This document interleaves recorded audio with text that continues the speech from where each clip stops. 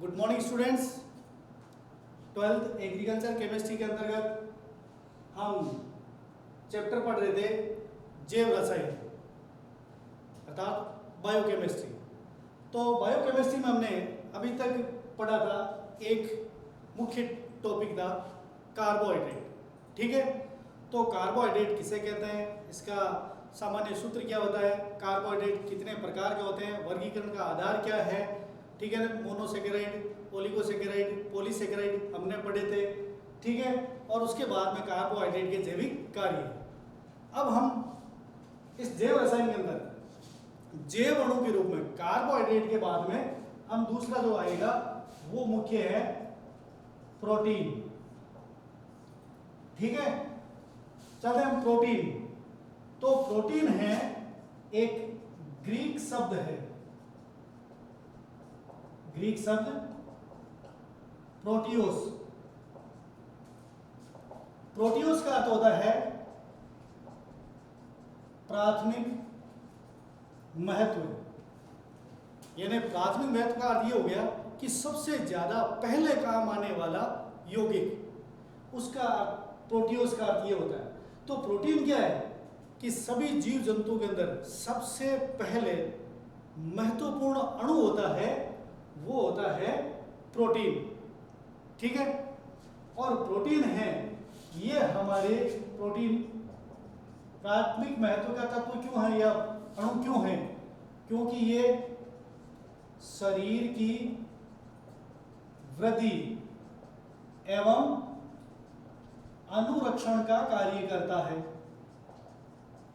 ठीक है, तो शरीर के अंदर उपस्थित ऐसे जैव अणु जो हमारे शरीर की वृद्धि और शरीर का अनुरक्षण, अनुरक्षण अनु का मतलब थोड़ा, रक्षण का मतलब रक्षा करना, थोड़ी रक्षा करना। अब रक्षा करने वाला अगर कोई अणु होता है तो अगर अपने को कोई पीट दे तो प्रोटीन कैसे बचाएगा अपने को। अब सोचते हैं कोई प्रोटीन आकर के खड़ा थोड़ी होगा सामने, नहीं। अगर अपने को चोट लग गई, घाव उत्पन्न हो गया, उस घाव को ठीक करने के लिए प्रोटीन ही कार्य करता है। अभी जैसे हम देश के अंदर जो लॉकडाउन है वो क्यों है, कोरोना वायरस की वजह से। ठीक है, तो कोरोना वायरस क्या है कि एक ऐसा विषाणु है, ठीक है ना, विषाणु है ना, वायरस, जीवाणु है ना, बैक्टीरिया, जो वायरस होते हैं वो हमारे शरीर के अंदर प्रवेश करते हैं। ठीक है, प्रवेश करते ही उनका अलग अलग रूप से किसी न किसी प्रकार के अपने शरीर के अंदर जो अणु होते हैं उनको नष्ट करना शुरू कर देते हैं या किसी प्रकार के रोग उत्पन्न कर देते हैं, वो कार्य करना शुरू कर देते हैं। ठीक है, तो ये भी वायरस है, अपने शरीर में जाते हैं, जाते ही क्या करते हैं, अनेक प्रकार के रोग उत्पन्न करते हैं। लेकिन प्रोटीन है उन वायरस से उत्पन्न होने वाले, या वायरस है वायरस को नष्ट करते हैं, या वायरस से उत्पन्न जो रोग है उन रोगों से हमें बचाते हैं। ठीक है ना, तो वो किस तरह से, जैसे अगर टॉपिक आ गया और अभी चल रहा है तो इसमें ध्यान देना, अगर कोई भी वायरस है हमारे शरीर में प्रवेश करता है, जैसे अभी कोरोना वायरस है, तो वायरस की जो तीव्रता होती है वो निर्भर करती है, आपने टीवी के अंदर देखे होंगे कि ये डायग्राम ऐसे बने रहते हैं वायरस के लिए, ऐसे ये स्ट्रैंड होते हैं। स्ट्रैंड का मतलब ये वायरस के हाथ है भैया, ठीक है, ये हाथ होते हैं, और इनके द्वारा ये स्ट्रैंड होते हैं, इनके द्वारा वायरस क्या करता है, अपने शरीर के अंदर जो सेल्स हैं, कोशिकाएं हैं, उनको जकड़ लेता है। ठीक है, जब ये वायरस है कमजोर होगा, कमजोर तभी होगा कि जब वो सिंगल स्ट्रैंड होगा। ठीक है, यानी उसके केवल पकड़ने के लिए एक हाथ ही होगा। तो हम क्या करते हैं, प्रोटीन है उस एक हाथ को आसानी से छुड़ा सकता है और हमें उस अणु पर जो आक्रमण कर रहा है वायरस, उसको हटा देगा। अगर ये डबल स्ट्रैंड हो ऐसे ऐसे, ठीक है, वायरस है डबल स्ट्रैंड, तो वो और ताकतवर हो जाता है। तो इसको छुड़ाने के लिए प्रोटीन है इतना सफल नहीं हो पाता। अब जो ये प्रोटीन है हमारे शरीर की वृद्धि और अनुरक्षण है, यानी रोगों से बचाव करता है। तो क्या करता है कि प्रोटीन है, जैसे ही कोई भी वायरस है, कोई भी बैक्टीरिया है शरीर में प्रवेश करता है तो इन स्ट्रैंड, इन हाथों को वो बांध देता है ऐसे, ये प्रोटीन इस तरह से बांध देता है। तो फिर ये वायरस किसी भी शरीर के अंदर जो मॉलिक्यूल है, अणु है, उससे जुड़ नहीं पाता है। तो इस तरह से प्रोटीन है हमारे शरीर का अनुरक्षण का कार्य करता है। ठीक है, अब प्रोटीन है तो वास्तव में प्रोटीन है अपने शरीर के अंदर वृद्धि और अनुरक्षण है। तो इसके अलावा ये प्रोटीन है हमारे शरीर के अंदर किन रूपों में होता है, तो बाल है, नाखून है, त्वचा है, हीमोग्लोबिन है, ठीक है, एंजाइम है, कुछ हार्मोन है, वो सब क्या होते हैं, ये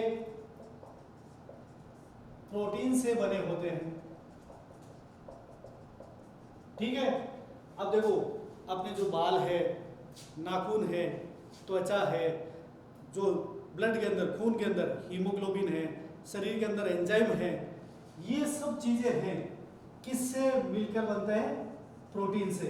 इसका मतलब इन सब चीजों को, बाल, नाखून, त्वचा, हीमोग्लोबिन, एंजाइम, हार्मोन, तो इनको बनाने के लिए क्या चीज काम आ रही है, प्रोटीन। और यही क्या करते हैं, जैसे बाल है, नाखून है, त्वचा है, हीमोग्लोबिन है, एंजाइम है, हार्मोन है, यही हमारे शरीर को बनाए रखते हैं। और ये सब किससे मिलकर बने रहते हैं, प्रोटीन से मिलकर बने रहते हैं। तो प्रोटीन क्या करता है, वृद्धि तो होती है, साथ में क्या हो रहा है, शरीर की अनुरक्षा भी हो रही है, थोड़ी रक्षा भी हो रही है। तो इस तरह से अगर आता है क्वेश्चन, हमारे शरीर के अंदर कौन कौन से अवयव हैं जो प्रोटीन के बने रहते हैं, तो बाल है, नाखून है, त्वचा, हीमोग्लोबिन, एंजाइम, कुछ हार्मोन, सारे हार्मोन नहीं होते, कुछ हार्मोन है, ये प्रोटीन के बने होते हैं। तो अब देखते हैं हम प्रोटीन का संगठन।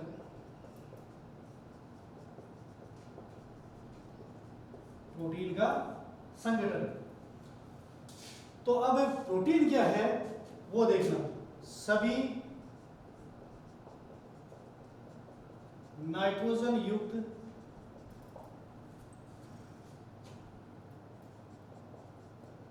जटिल कार्बनिक यौगिक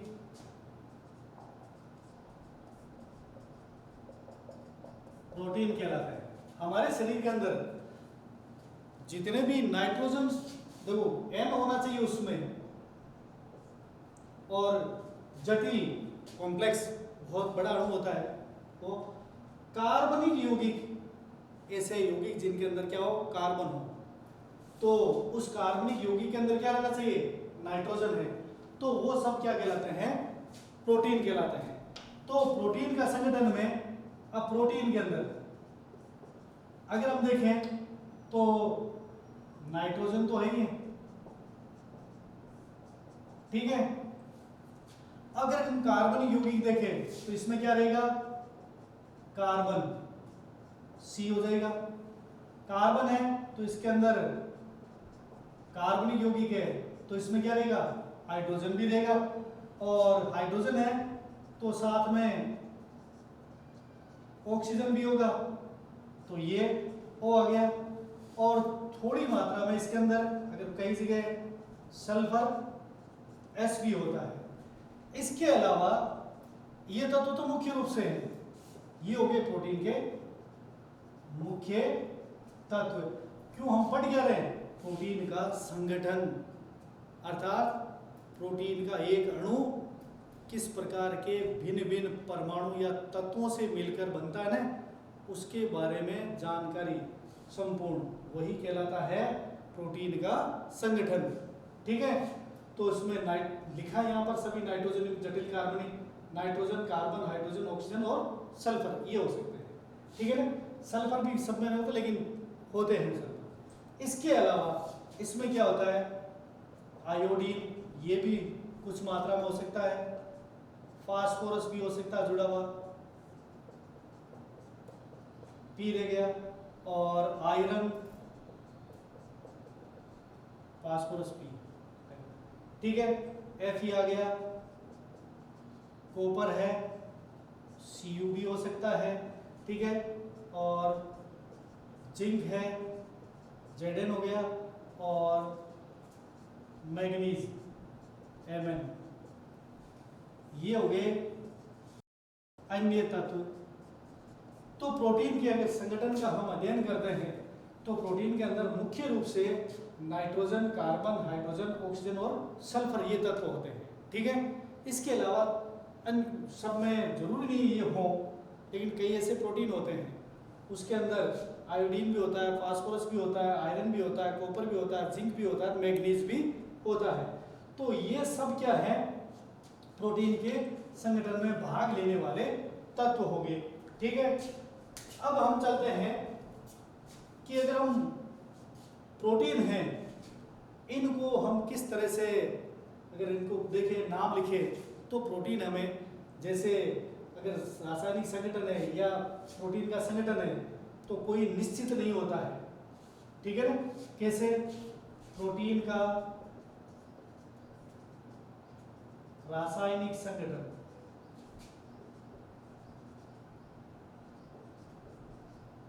वो किस पर निर्भर करता है। हमने पढ़ा कि रासायनिक संगठन में ये तत्व होते हैं, लेकिन ये किसी में होते हैं, किसी में कोई नहीं होता, किसी में दूसरा, ये तो सब में रहेंगे, ये तो रहेंगे सब में ही। कोई भी ऐसा प्रोटीन है जिसमें नाइट्रोजन, कार्बन, हाइड्रोजन और ऑक्सीजन नहीं हुआ, ये सब में रहेगा। अब क्या होते हैं, एडिशनल ये भी थोड़े अधिक मात्रा में होते हैं, ये अन्य है, हो भी सकते हैं और नहीं भी होते। तो ये निर्भर किस पर करता है, फिर भी हम उसको प्रोटीन कहते हैं। क्यों? प्रोटीन का संगठन कोई निश्चित नहीं होता है। इसका कारण क्या रहेगा? क्योंकि हम प्रोटीन है किसी एक पदार्थ से प्राप्त नहीं करते हैं। क्यों? जिस स्रोत है, स्रोत प्राप्ति किससे प्राप्त करें? स्रोत के आधार पर प्रोटीन का संगठन भिन्न भिन्न होता है। अब कैसे? यदि हम प्रोटीन प्राप्त करते हैं, अगर हम प्रोटीन है दाल से प्राप्त कर रहे हैं, तो दाल में जो प्रोटीन है उसमें कोई कोई इनमें से एक तत्व रहेगा या नहीं रहेगा? ये तो सब में रहेगी, ये सब में रहेगी। अगर दाल में, अगर मान लीजिए वो सभी दालों में एक समान नहीं है, अगर हम चने की दाल लें, ठीक है, मसूर की दें, तो इस तरह से हमें सोयाबीन की दाल लें, तो इनके अंदर जरूरी नहीं है कि जब दाल शब्द आ गया तो सब में प्रोटीन एक समान ही रहेगा, नहीं। हर एक प्रकार की दाल है जो अलग अलग स्रोत से प्राप्त होती है, चने से, सोयाबीन से, ठीक है ना। तो जैसे वो अलग रहेगी तो उसका संगठन भी है वो अलग अलग रहेगा। तो हम कोई एक प्रोटीन का निश्चित संगठन है, भाई यही होता है। जैसे H2O है, H2O के अंदर H और O है, दो ही होते हैं, इसके अलावा कोई दूसरा नहीं होता, तीसरा नहीं होता है। तो इसमें ये अगर ये मुख्य मान लिया तो इसमें सल्फर भी हो सकता है किसी में। अगर मान लीजिए दालों में सल्फर होता है तो एक दाल ऐसी होती है उसमें सल्फर होगा भी नहीं, तो ये नहीं कह सकते हम, ठीक है। तो प्रोटीन का जो रासायनिक संगठन है वो निर्भर किस पर करता है कि हम वो प्रोटीन कौन से पदार्थ से प्राप्त कर रहे हैं, यानी स्रोत है, उस स्रोत के आधार पर वो प्रोटीन है उसका संगठन भी क्या होगा, बदल जाता है। तो कोई एक रूप से हम ये नहीं लिख सकते कि प्रोटीन है इसका रासायनिक संगठन ये होता है। ये परिभाषा में रहता है कि उसमें नाइट्रोजन युक्त जटिल कार्बनिक यौगिक हैं जो शरीर की वृद्धि और अनुरक्षण का कार्य करते हैं, प्रोटीन कहलाते हैं, ठीक है। तो हम प्रोटीन को परिभाषित करते हैं, संगठन के आधार में परिभाषित करते हैं। तो प्रोटीन की जो परिभाषा है वो हुई नाइट्रोजन युक्त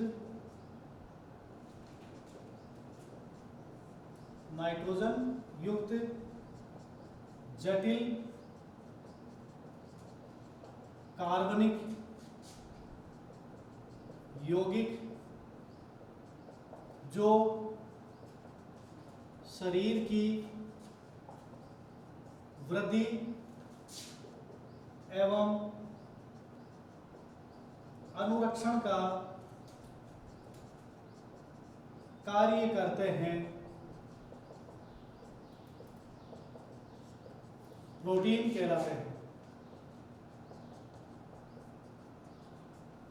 ठीक है, तो इस तरह से क्या रहता है कि परिभाषा है अपने आप अलग होती है, लेकिन सब चीजों को परिभाषित लेकर के परिभाषित करना मुश्किल होता है। लेकिन अपने प्रोटीन क्या है, प्राथमिक महत्व का है। प्राथमिक महत्व का इसलिए कहते हैं प्रोटीन को क्योंकि ये शरीर की वृद्धि एवं अनुरक्षण का कार्य करते हैं। तो डेफिनेशन है, परिभाषा क्या हुई, नाइट्रोजन वाले ऐसे कार्बनिक यौगिक जिसमें नाइट्रोजन उपस्थित हो और जटिल यौगिक हो और जो हमारे शरीर की वृद्धि और अनुरक्षण का कार्य करते हैं, प्रोटीन कहलाते हैं। ठीक है, अब हम चलते हैं प्रोटीन के संगठन के अंदर।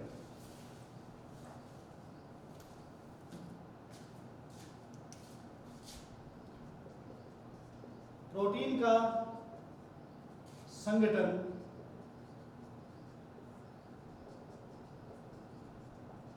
याद करना, देखो ये एक मुख्य चीज होती है। हमें कोई भी केमिस्ट्री के अंदर पहला नियम, कोई भी अगर यौगिक होता है वो कौन कौन से तत्वों से मिलकर बनता है। ठीक है, और वो जो भी तत्व हैं कितनी मात्रा में है, कौन कौन से तत्व हैं, उनका भार के अनुसार कितनी मात्रा है, आयतन के अनुसार कितनी मात्रा है, कितनी संख्या है, वो सब चीज़ें अगर हम याद करेंगे तो उसका एक ही तरीका होता है। मान लो एक ऐसा यौगिक लिखा है, ऐसे है, अब पता नहीं ये क्या है, जैसे हम इनको तोड़ना चाहिए इस यौगिक को अलग अलग टुकड़ों में, तो हम देखते हैं कि अगर मान लो ये ऐसे टूट गया, किसमें, ए बी सी डी और ई, तो 1 2 3 और 4, ये 4 टुकड़ों में टूट गया। ठीक है ना, अब इन टुकड़ों को हम पहचानते हैं कि ये टुकड़ा है प्राप्त हुआ छोटा अणु, ये किसका है, ए बी का है, प्रतीकात्मक है भाई, ये किसका है, सी का है, ये किसका है, डी का है, ये किसका है, ई का है। अगर मान लो इसमें से हम देखते हैं कि अपने को ए बी 1 प्राप्त हुआ, सी 2 प्राप्त हो गए, डी 4 हो गए, ई 3 प्राप्त हुए, तो हम ये देख सकते हैं कि जो A B C D E है ये एक कंपाउंड है, इस यौगिक है, वो एक ए बी से, एक ए बी छोटे कण से, 2 सी कण से, 4 डी कण से और 3 ई कणों से मिलकर बना हुआ है। तो हम क्या करते हैं, संगठन याद करने के लिए उस यौगिक को तोड़ते जाते हैं, कहाँ तक, जहां तक वो टूट सकते हैं। ठीक है ना, अर्थात वो परमाणु स्थिति में आ जाए। तो हमें यहाँ पर लिखा है नाइट्रोजन है, कार्बनिक यौगिक है तो कार्बन भी होगा, उसके अंदर ऑक्सीजन भी हो सकता है, ठीक है, हाइड्रोजन भी हो सकता है, सल्फर भी हो सकता है। तो जैसे जैसे वो प्राप्त होंगे वही प्रोटीन का क्या हो गया, रासायनिक, वो याद किया जाता है। तो प्रोटीन का यदि हमें रासायनिक संगठन याद करना हो तो इसका क्या करना पड़ेगा,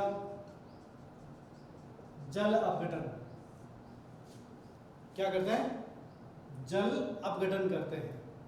अब जल के द्वारा प्रोटीन अणु को हम तोड़ते हैं तो हमें क्या क्या प्राप्त होता है जल से। तो अब देखो, जैसे ये प्रोटीन है और प्रोटीन का हम पहले आंशिक जल अपघटन कराते हैं। ठीक है, प्रोटीन का आंशिक है ना, थोड़ा जल अपघटन कराए, तब हमें प्राप्त हुआ पेप्टाइड। ठीक है, और पेप्टाइड का हमने पूर्ण जल अपघटन करा दिया तो प्राप्त हुआ अपने को एमिनो अम्ल प्राप्त हुआ। तो प्रोटीन का यदि हम आंशिक जल अपघटन कराते हैं तो पहले प्राप्त होते हैं पेप्टाइड, ठीक है, और फिर उसका और जल अपघटन कराते हैं तो हमें प्राप्त होता है एमिनो अम्ल।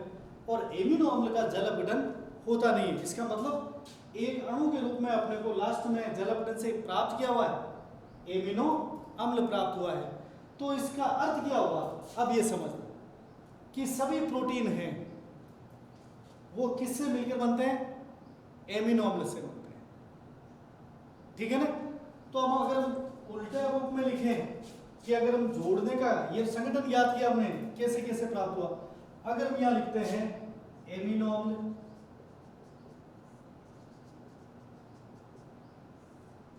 ठीक है, कई एमिनो अम्ल हैं उसको हमने जोड़ दिया और जोड़ते ही क्या प्राप्त होगा अपने को, पेप्टाइड प्राप्त होगा, ठीक है। ये कई एमिनो अम्ल जुड़ करके आपस में जुड़ करके मिल करके पेप्टाइड बनेंगे, ठीक है। और कई पेप्टाइड, ठीक है ना, कई पेप्टाइड ये आपस में जुड़ करके क्या बनाएंगे, प्रोटीन बनाएंगे। देखो कई एमिनो अम्ल परस्पर जुड़कर पेप्टाइड बनाते हैं, पेप्टाइड परस्पर जुड़कर प्रोटीन बनाते हैं। तो हम यहां पर ये कह सकते हैं प्रोटीन हैं वो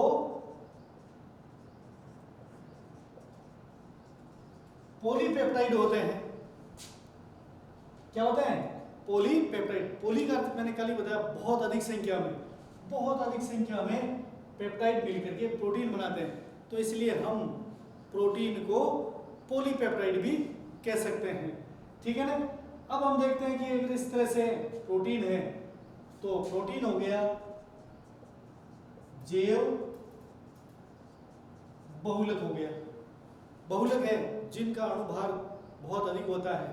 तो प्रोटीन है, प्रोटीन का अणुभार है वो होता है 10,000 से अधिक, ये ध्यान देना। ऐसे नहीं कि थोड़ा बार, जैसे अगर हम अणुभार के बारे में देखें, जैसे जल का अणुभार 18 होता है, तो प्रोटीन के अंदर जो एमिनो अम्ल होते हैं उसका हम अणुभार निकालते हैं, फिर कितने अगर वो एमिनो अम्ल मिलते हैं जिससे कि उसका अणुभार क्या हो, 10,000 से जैसे ही ज़्यादा होगा तब वो प्रोटीन के रूप में कार्य करेगा, तब तक वो प्रोटीन के रूप में कार्य नहीं करेगा, ठीक है ना।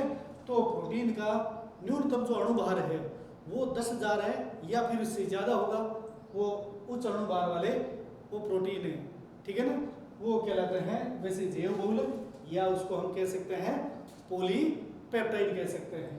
तो इस तरह से अब ध्यान देना, जल अपघटन से प्रोटीन टूटा है और वापस अगर हम एमिनो अम्ल से पेप्टाइड बनाते हैं तो एमिनो अम्ल जुड़ते हैं तो ये बनाते हैं पेप्टाइड बंध से।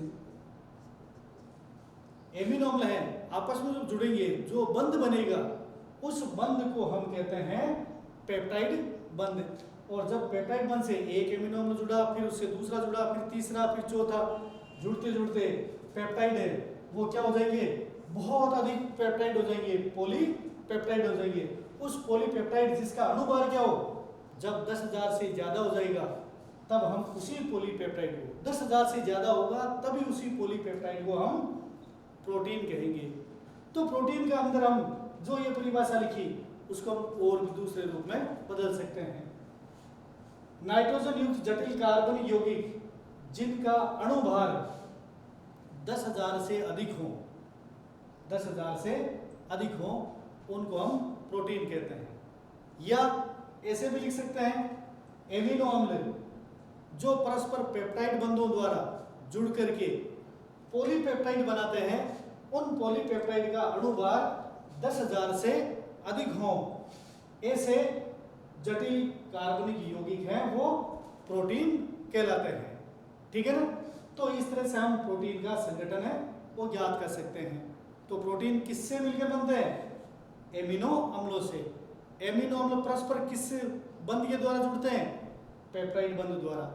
पेप्टाइड हैं, कई पेप्टाइड मिलकर के जो यौगिक बनाते हैं उसको हम क्या कहते हैं, पॉलीपेप्टाइड कहते हैं। और पॉलीपेप्टाइड जिनका अणुभार 10,000 से ज्यादा हो वही प्रोटीन कहलाता है। ठीक है ना, तो इस तरह से हम प्रोटीन का संगठन पढ़ते हैं। ठीक है, अब चलते हैं हम एमिनो अम्ल के बारे में।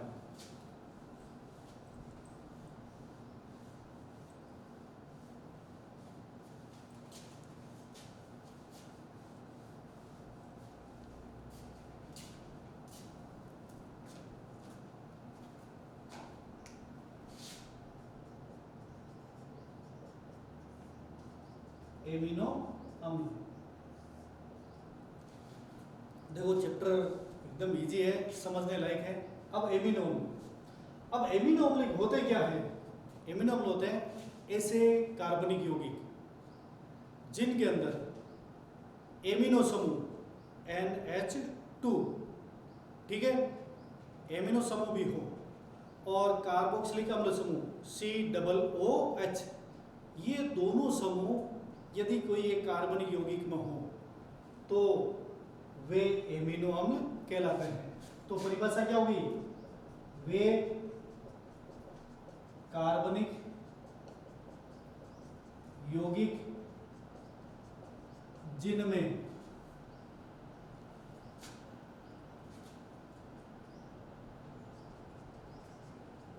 एमिनो समूह NH2 तथा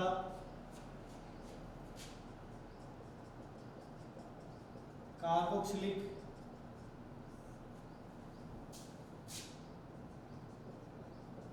अम्ल समूह COOH दोनों उपस्थित हों एमिनो अम्ल कहलाते हैं। ठीक है ना, ऐसे कार्बनिक यौगिक जिसमें मुक्त अलग से COOH और COOH उससे कोई जुड़ा हुआ नहीं रहना चाहिए। NH2 है तो NH2, ये दोनों अगर किसी एक ही कार्बनिक यौगिक में हो तो ऐसे पदार्थों को, अणुओं को हम क्या बोलते हैं? एमिनो अम्ल कहते हैं। अब चलते हैं हम कि ये दोनों समूह पाए जाते हैं, तो एमिनो अम्लों का नामकरण।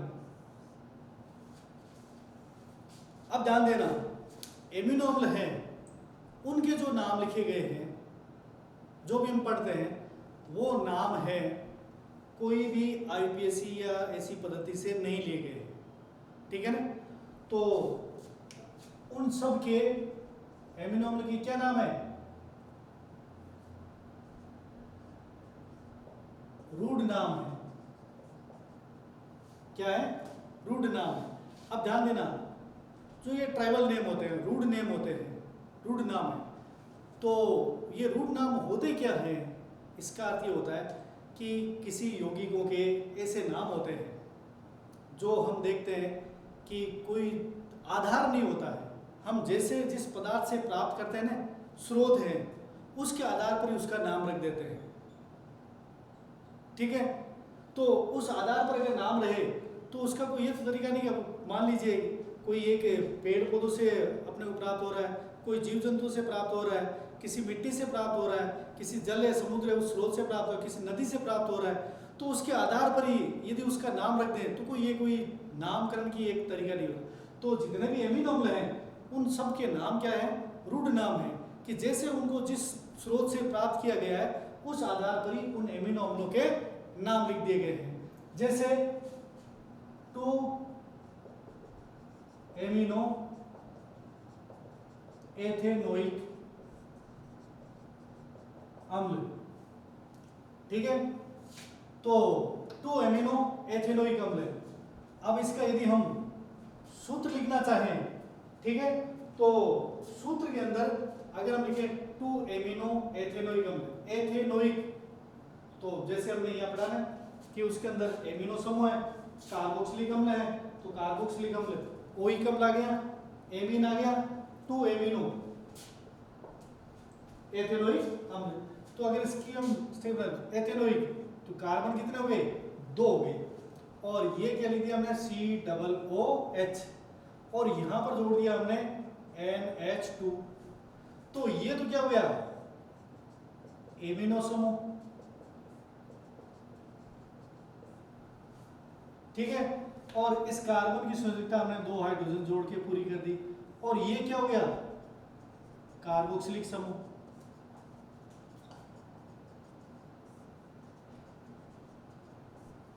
ठीक है, इसको हम कहते हैं ग्लाइसिन।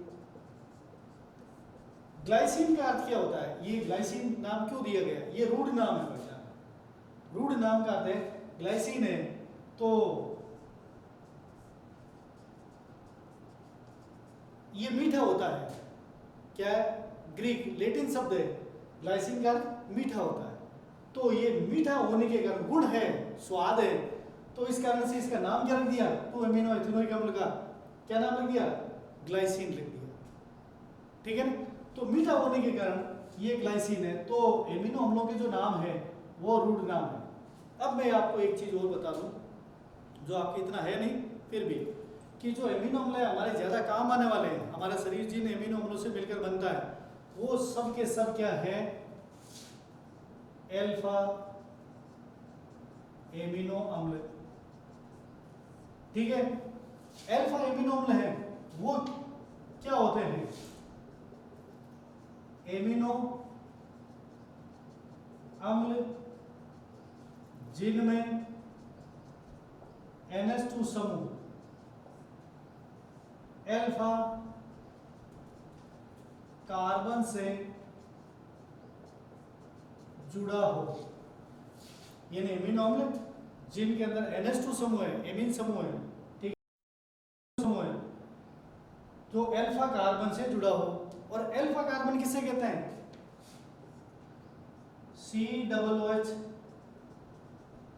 समूह जिस कार्बन से जुड़ा हो वह कार्बन अल्फा कार्बन कहलाता है।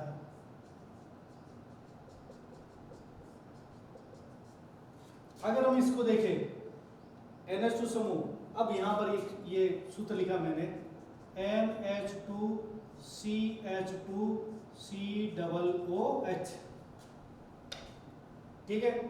पहले चलते हैं हम अल्फा कार्बन की। COOH समूह जिस कार्बन से जुड़ा हो, ये COOH इस कार्बन से जुड़ा है, ये कार्बन क्या हो गया, अल्फा कार्बन, ठीक है। और अल्फा कार्बन आ गया, और यहां पर आगे चलते हैं एमिनो अम्ल जिनमें NH2 समूह अल्फा कार्बन से जुड़ा, ये NH2 किससे जुड़ा हुआ है, अल्फा कार्बन से, तो ये क्या हो गया, अल्फा एमिनो अम्ल हो गया, ठीक है। तो इस तरह से हम एमिनो अम्लों के जो भी नाम हैं वो रूढ़ नाम रहेंगे, और ये रूढ़ नाम किस पर आधारित है, स्रोत है, हम कैसे प्राप्त करते हैं, गुण हैं, कोई न कोई उनकी विशेषता होती है, उन विशेषताओं के आधार पर इन एमिनो अम्लों के नामकरण किए जाते हैं। कल हम पढ़ेंगे कि एमिनो अम्ल हैं हमारे शरीर के अंदर, वो जितने भी हैं पूरे के पूरे 20 होते हैं, कितने, 20 होते हैं। 20 में से 10 तो होते हैं आवश्यक या अनिवार्य एमिनो अम्ल, और 10 होते हैं अनावश्यक एमिनो अम्ल, ठीक है। जैसे मैंने अभी बताया, एमिनो अम्ल से ही प्रोटीन बनते हैं, प्रोटीन ही अपने शरीर की वृद्धि और अनुरक्षण का कार्य करते हैं। तो इसलिए हमारे शरीर के अंदर विभिन्न प्रकार की प्रोटीन आनी चाहिए, और प्रोटीन ही अपने को अगर देखा जाए तो इस कोरोना वायरस से बचा सकती है, ठीक है। तो इसमें आपकी कोई समस्या हो तो आप कमेंट्स बॉक्स में जरूर लिखिएगा। धन्यवाद।